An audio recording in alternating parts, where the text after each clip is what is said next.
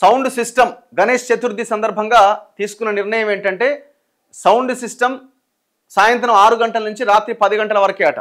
10 తర్వాత బంద్ చేయాలన్నట. ధ్వని స్థాయిని పోలీసులు పర్యవేక్షించాలి. ట్రాఫిక్ సమస్య ఏర్పడనివ్వద్దు. నిబంధనలు పాటించాలి. నిమజ్జనం తర్వాత మండపాల ప్రాంగణాన్ని శుభ్రం చేయాలి. గణేష్ మండపాల నిర్వాహకులకు హైకోర్టు మార్గదర్శకాలు జారీ చేసింది. సో ఎక్కువ సౌండ్ పెట్టొద్దు. 10 గంటల వరకే సౌండ్ ఆఫ్ చేయాలి. ఎందుకంటే పడుకున్న వాళ్ళకి, పేషెంట్లకి, వాళ్ళకి వీళ్ళకి డిస్టర్బ్ అయిద్దని. ఇక చిన్న నడుస్తూనే ఉంటాయి అనుకోండి. ఇప్పుడు జనాలు కూడా పాపం వినాయక చవితి అన్న తర్వాత 11-12 దాకా ఎవరేం పడుకోరు, ఆ మండపాల దగ్గరనే ఉంటుంటారు.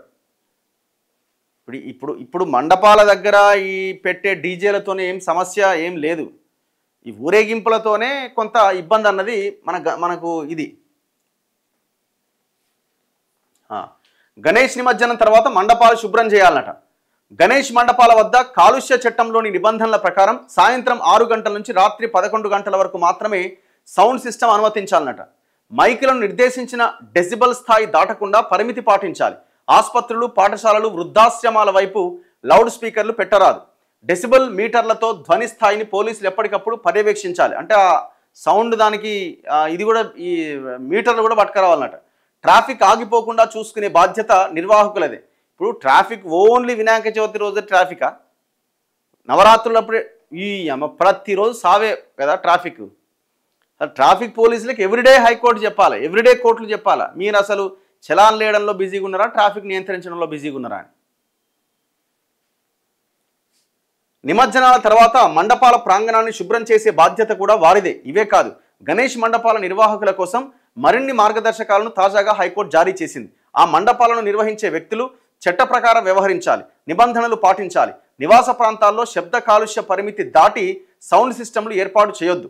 అంబులెన్స్, అగ్నిమాపక యంత్రాలు వెళ్లేందుకు వీలుగా, ట్రాఫిక్ సమస్య లేకుండా మండపాలు ఏర్పాటు చేయాలి. శబ్ద కాలుష్యం కారణంగా వృద్ధులు, చిన్నపిల్లలు, గర్భిణీ స్త్రీలు గతంలో ప్రాణాలు కోల్పోయిన ఘటనలు గుర్తుంచుకోవాలి.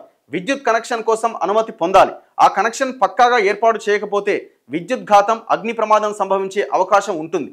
తన ఇంటిని అనుకునే అనుమతి లేకుండా గణేష్ మండపాన్ని ఏర్పాటు చేయడాన్ని సవాల్ చేస్తూ మేడ్చల్ మల్కాజ్గిరి జిల్లా సికింద్రాబాద్ ఎంఈఎస్ కాలనీకి చెందిన ప్రభావతి అనే 80 ఏళ్ల వృద్ధురాలు అనధికారికంగా మండపాలు ఏర్పాటు చేశారని పలువురు హైకోర్టులో పిటిషన్లు దాఖలు చేసిరట. హైకోర్టు పిటిషన్ల అభ్యంతరాలు పరిష్కరించాలని చెప్పినా అధికారులు చర్యలు తీసుకోకపోవడంతో కోర్టు ధిక్కరణ పిటిషన్ దాఖలైంది.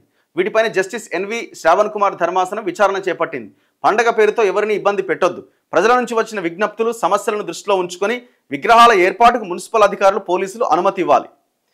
ఇది సరే, కోర్టు ఎన్నో చెప్తుంది, ఎన్నో నడుస్తూనే ఉంటాయి. కానీ ప్రజలకి అవగాహన ఉన్నది, ప్రజలు చైతన్యంతోనే ఉన్నారు. వాళ్ళ పండుగని వాళ్ళు చాలా గ్రాండ్గా ప్రశాంతంగానే ఎవ్రీ ఇయర్ సెలబ్రేట్ చేసుకుంటున్నారు. గట్లనే కానివ్వండి, ఎవరికేం నష్టం, ఎవరికేం ఇబ్బంది లేదు, ఎవరికేం నష్టం లేదు.